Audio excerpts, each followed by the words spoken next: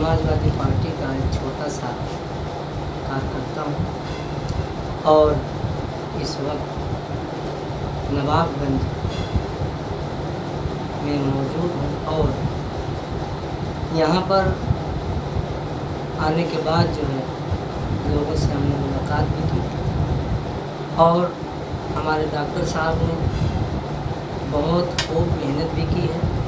इससे हम लोग बहुत खुश हैं और आने वाला वक्त बेहतर ही होगा।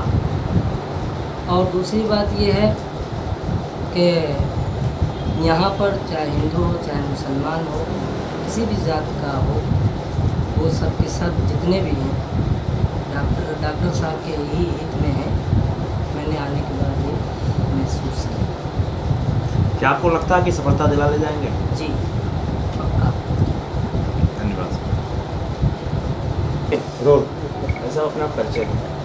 मैं डॉक्टर शफीक अहमद, समाजवादी पार्टी प्रत्याशी, अध्यक्ष पद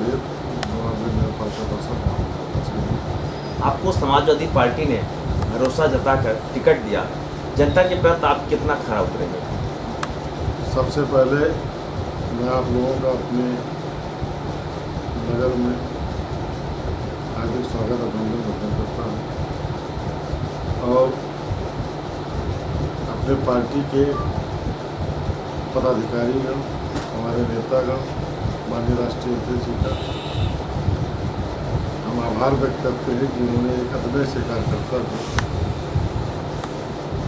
अपना आशीर्वाद देकर हमें सम्मान दिया और चुनाव मैदान। क्या क्या मुद्दाएं हैं आपकी? देखिए, हमारे नगर में बहुत मुद्दे हैं। सबसे बड़ा मुद्दा तो यहाँ डर, आतंक, भय। लोग यहाँ जनता हमारी भयभीत है और भयभीत क्यों है कि यहाँ के जो नगर के मूल निवासी जो दर पीढ़ी रहते चले आए हैं, मूल निवासी, उन लोगों को जो हमारे गांव के लोग बाहर से आके यहाँ बस हैं, उन लोगों ने हमारे नगर के लोगों को एकदम दबा दिया। उनको बोलने नहीं दे रहे हैं, उनको व्यवसाय करने नहीं दे रहे हैं, कहीं ना कहीं उनको दिक्कत हो रही है। यहाँ तक कि उनके अधिकारों को भी छीना जा रहा है, उनके अधिकारों का सीधे सीधे हनन किया जा रहा है। उनके मत, उनके हमारे जो नगर के मूल निवासी हैं, उन लोगों का ये लोग वोट कटवा के अच्छा खासा तादाद में वोट कटवा के उसमें हिंदू, मुस्लिम, सभी समाज का जो नगर के मूल निवासी हैं उनका वोट कटवा के और अपने ग्राम पंचायत का वोट लोगों ने रखे यहाँ पर किया।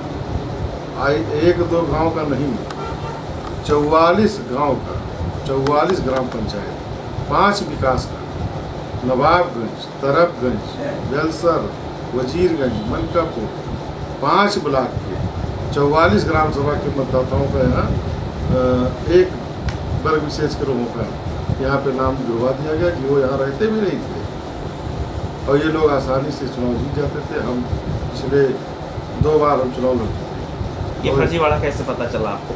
2006 में बता रहे सर, मैं 2006 में समाजवादी पार्टी से ही पहला चुनाव मैंने लड़ा था, लेकिन हम हार गए थे। हमने पुनः कोशिश की, जनता के बीच गए, क्योंकि पहले चुनाव लड़े थे, कोई अनुभव नहीं था। 5 साल हमने मेहनत की, जनता के बीच में बने रहे, उनकी सुख दुख में भागीदार थे। फिर हम दोबारा 2012 में चुनाव लड़े, फिर भी हम चुनाव हार गए, हमारे 400-500 वोटों से। फिर हमने उस पर गहन अध्ययन किया कि हम आखिर चुनाव क्यों हार गए। हमारे नगर में आबादी को देख के हम लोग चुनाव लड़े। आबादी तो है, लेकिन वो आबादी वोटर लिस्ट में नहीं। वोटर लिस्ट जब हमने उसको एक एक मिलान किया, चेक किया, तो हमारे जो नगर के मूल निवासी मतदाता थे, हमारे समाज के, खास करके हमारे समाज के, उनका नाम वोटर लिस्ट में नहीं था और ये लोग बढ़ने भी नहीं देते थे।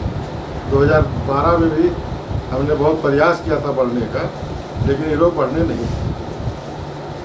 फिर उसके बाद इस बार हमने उन सभी मतदाता जो फर्जी मतदाता थे, उन सभी लोगों को हमने चिन्हित किया। उनकी हमने जो है चुनाव आयोग की साइट से मतदाता पर्ची डाउनलोड करेंगे, एक लोगों को किस गांव के रहने वाले हैं उनको चिन्हित किया गया पहले। 6-7 महीना हमने मेहनत की, उन लोगों का फार्म भराया, यहाँ पे जो है जो मन उजरत को दिया गया, अच्छे बीएलओ लगे, बीएलओ यहाँ नहीं तैनात होने दे रहे थे अच्छे से। ये पहला चुनाव है हमारे नगर नवाबगंज का, ये पहला चुनाव है कि हमारे नगर नवाबगंज की जनता ने बीएलओ को देखा है। ये बहुत बड़ी उपलब्धि है। आज तक पिछले 20 साल से 15 साल से 17 साल से संघर्ष कर रहा हूँ राजनीति में। आज तक हमने किसी भी, चाहे वो विधानसभा, चाहे लोकसभा चुनाव हो, चाहे नगर पालिका चुनाव हो, आज तक किसी के घर कोई बीएलओ गया नहीं था, किसी मतदाता के घर। पूरे कहने का मतलब ये है कि ये जो फर्जीवाड़ा हुआ था, ये लोग घर पे बैठा के अपने घर पे बैठा लेते थे। हमारे ये कौन से ऐसे लोग थे जिनका जो यहाँ उस समय जीते हुए थे, 15 साल उन्होंने उसी फर्जीवाड़े वोटों पे राज किया। 15 वर्ष 20 वर्ष उन्होंने राज किया उसी फर्जीवाड़े वोटों पे। हम लोग संघर्ष करते थे, हम लोग चुनाव में हार जाते थे, क्योंकि भाई मतदाता, हम लोग यहाँ के मतदाता से वोट मांगने जाते थे। जब वो वोट डालने जाते थे तो उनका नाम नहीं, लिस्ट में वापस चले जाते थे। आपने जब शिकायत की तो उसका निराकरण हुआ? जी, कुछ हद तक हुआ, संपूर्ण निराकरण नहीं हुआ, लेकिन आप कह सकते हैं कि 60 से 70% तक फर्जीवाड़ा खत्म हुआ। एक आंकड़ा होता है कि 5 वर्षीय चुनाव पे 8% मतदाता बढ़ते हैं। आपके यहाँ मुझे मालूम है कि 20% के लगभग बढ़ते हैं। हमारे यहाँ सर आबादी से अधिक मतदाता आज भी है। वर्ष 2006 की जनगणना के अनुसार हमारे नगर की कुल आबादी 16,096 थी। पुनः जब 2011 में जनगणना हुआ तो उस समय हमारे नगर की आबादी 17,314 और वोटर थे 14,700 वोटर थे 14,700 और आबादी है 17,317। हमारे चैनल के माध्यम से सरकार तक क्या पहुंचाना चाहते हैं? वही तो पहुंचा रहे हैं, फर्जीवाड़ा पहुंचाना चाहते हैं। सरकार इसको दूर करे। आपने शिकायत की, शिकायत के बाद कोई निराकरण? सुनिए सर, मैंने पूरी शिकायत की 2-2, 3-3 बार। हमने फार्म भर के सारे दिए, सारे अधिकारियों को अवगत कराए। उन लोगों ने काम नहीं किया। हम हाई कोर्ट गए, 4 बार हाई कोर्ट का आदेश लेके आए। हमने डीएम साहब के यहाँ अपील दायर की, डीएम साहब के यहाँ हम मुकदमा जीत गए और उसके बाद भी फर्जीवाड़ा ऑटो को नहीं काटने दिया गया। दबाव में प्रशासन उन्हें नहीं काटा, तहसील प्रशासन आज भी नहीं काटा। लगभग 7-8 चुनाव अभी नहीं कर पाए। क्या लगता है आपको इस और सर हमारे जो नगर के मूल मतदाता थे, हमारे समाज के लोगों का भी 1074 लोगों का नाम नहीं आया वोटर लिस्ट में, जबकि हमने जो है इसके लिए बहुत लड़ाई लड़ी। तब तक ये चुनाव घोषित हो गया, हम लोग चुनाव में हैं। इस फर्जीवाड़े को हमने काफ़ी हद तक ख़त्म किया है। भविष्य में मौका मिलेगा तो हमारे जो नगर के मूल मतदाता थे, हमारे समाज के लोगों का भी 1074 लोगों का नाम नहीं आया वोटर लिस्ट में, जबकि हमने जो है इसके लिए बहुत लड़ाई लड़ी। तब तक ये चुनाव घोषित हो गया, हम लोग चुनाव में हैं। इस फर्जीवाड़े को हमने काफ़ी हद तक ख़त्म किया है।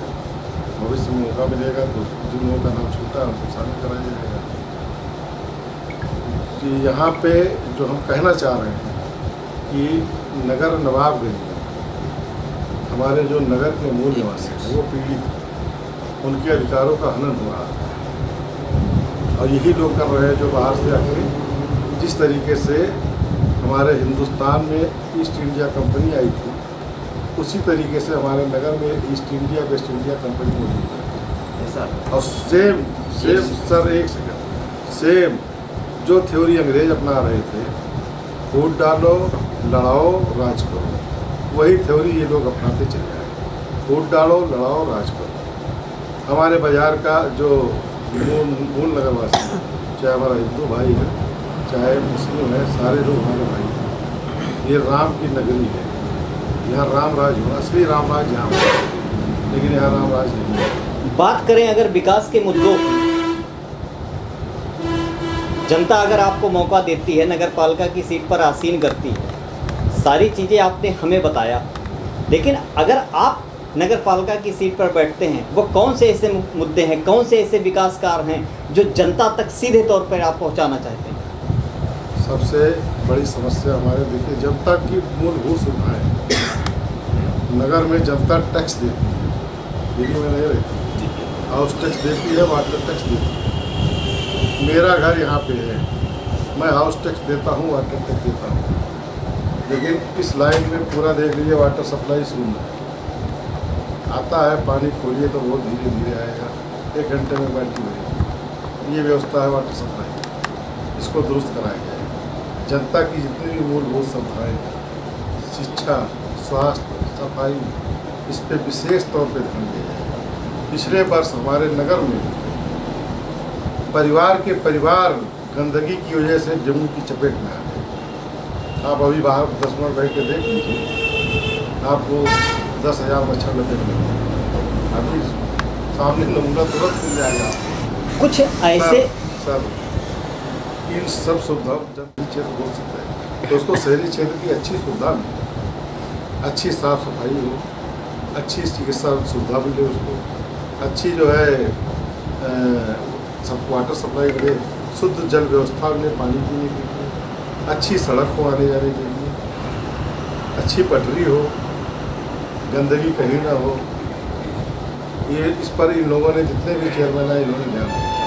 एक तरफ अगर देखा जाए, बल्कि इन्होंने केवल और केवल नगर की जो धरोहर थी उस पर डाका डाला है।